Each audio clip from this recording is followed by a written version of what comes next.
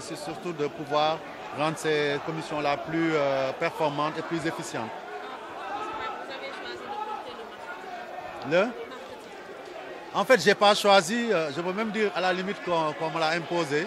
Parce qu'après analyse, comme on disait tout à l'heure, on voulait voir ce qui était le mieux. Et à partir du moment où ce ne serait pas mauvais, déjà il y a Youssou Dial, donc le vice-président qui fait du bon travail. Parce que le président représente moralement la structure et que très souvent les partenaires s'adressent à lui, qu'il porte ce projet-là. C'est un challenge. J'aurais pu fuir ce challenge-là, mais j'ai dit ok, je vais l'assumer en essayant, avec les autres bien entendu, de pousser à ce qu'on arrive quand même à optimiser au niveau des recettes marketing. Parce qu'aujourd'hui, sur le plan sportif, les recettes nous viennent souvent des compétitions que nous organisons et des sponsors qui sont là depuis des années.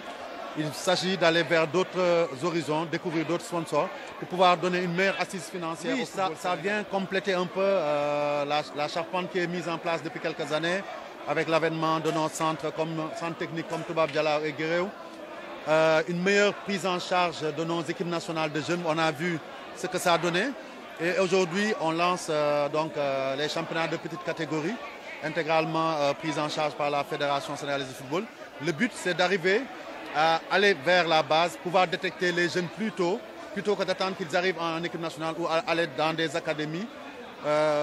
Nous estimons que l'énorme vivier que le football sénégalais n'est pas suffisamment exploité. Aujourd'hui, si on n'est pas un jeune d'un centre de formation ou d'une académie, ou bien on n'est pas à Dakar, on peut être talentueux et ne pas être découvert et détecté pour pouvoir apporter un plus au football. Donc avec ces championnats, la direction technique aura matière pour pouvoir tout au long de l'année découvrir dans toutes les ligues régionales les meilleurs en U15, en U16 pour préparer les U17, mais aussi les meilleurs en U17 et en U18. J'ai déjà parlé de ça. Je ne vais pas, je pense, vous répondre de manière satisfaisante. Je dis ni pour ni contre.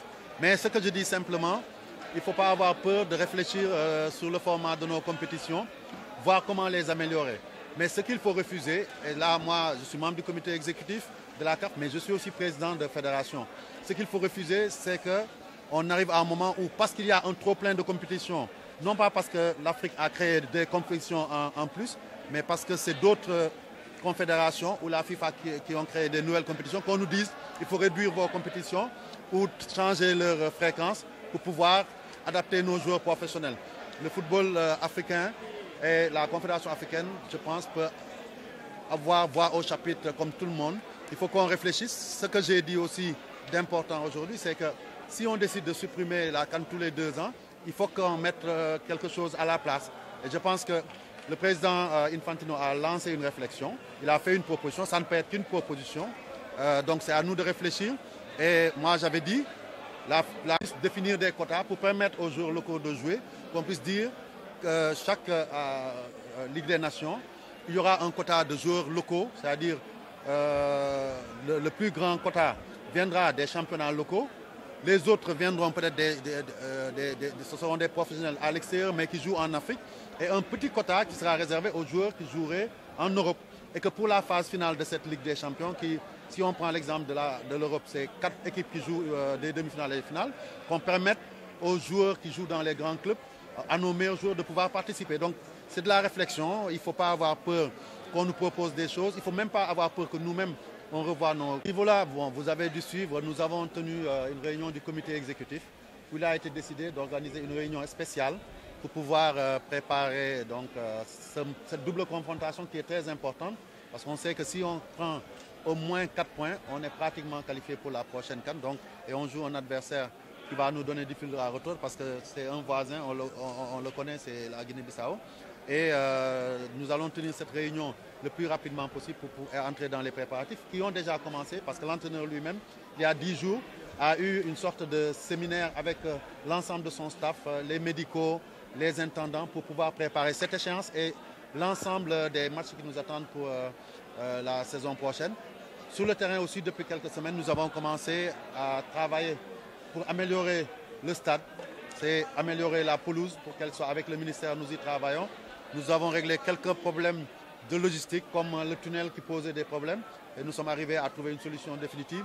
Nous allons investir aussi en dehors de la pelouse qui doit être nickel sur la présentation même du stade. Vous savez, vous l'avez suivi aussi, il a été question du côté de la CAF pour les éliminatoires de Coupe du Monde.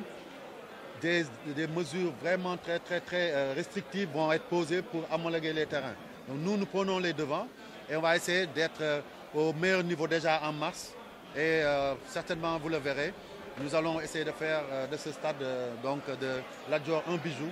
Et on va continuer comme ça pour rehausser le niveau et la qualité de la pelouse parce qu'aujourd'hui, avec les joueurs que nous avons, si notre pelouse est meilleure, je suis sûr qu'aucune équipe ne nous résistera. Déjà, on fait de bons résultats à domicile, mais ce sera encore plus facile pour nous de nous imposer. D'ailleurs, en relation avec les partenaires, nous avons demandé au ministre de nous permettre de faire venir un spécialiste du gazon qui devrait nous venir d'Espagne pour aider nos équipes ici pour qu'au 23 mars, on ait sinon une pelouse excellente, mais une pelouse qui puisse être apte à accueillir du bon football et que nos joueurs puissent être. À mon avis, je pense que c'est un championnat où les équipes se tiennent de très près. Moi, en début de saison, j'avais dit à certains qu'on aura l'un des championnats les plus disputés. Il n'y a aucune équipe, à part Tenguet bien entendu, qui est en train de caracoler. Ben bon, rien n'est définitif. Il n'y a aucune équipe qui peut dire d'emblée qu'elle peut remporter le championnat. Mais surtout, aujourd'hui, Gorée est mal démarré. L'objectif, c'était de créer un déclic. Ils l'ont créé et ils sont en train d'enchaîner. C'est une bonne chose. Mais je pense qu'il ne faut surtout pas qu'ils dorment sur le laurier. On a vu des équipes qui avaient bien démarré, qui commencent à souffrir. Donc, si Gorée baisse le pied, ils vont encore avoir des problèmes. Et aujourd'hui, je pense qu'on a joué contre une excellente équipe de Pikine, l'une des meilleures du championnat. Mais je pense qu'ils surfent sur leur motivation des victoires passées. Mais c'est plus que ça qu'il nous faut. C'est une équipe de transition parce qu'on a perdu énormément de joueurs. Pratiquement 11 titulaires sont partis. On a de jeunes joueurs qui sont arrivés. Il faut qu'ils continuent à travailler dans l'humilité en sachant que le championnat est loin d'être joué. Et comme je l'avais dit quand j'ai assisté à leur premier match il y a 2 semaines, j'avais dit que Gorée aujourd'hui doit aspirer à jouer le championnat du maintien. Et ils sont toujours dans ça. Il faut jouer pour se maintenir. Et après, ils verront si effectivement ils sont loin dans le classement vers le haut. Peut-être qu'ils pourront avoir d'autres ambitions. Mais a priori, nous ne sommes pas outillés pour jouer les premiers rôles. Donc il faut savoir raison garder et jouer le maintien.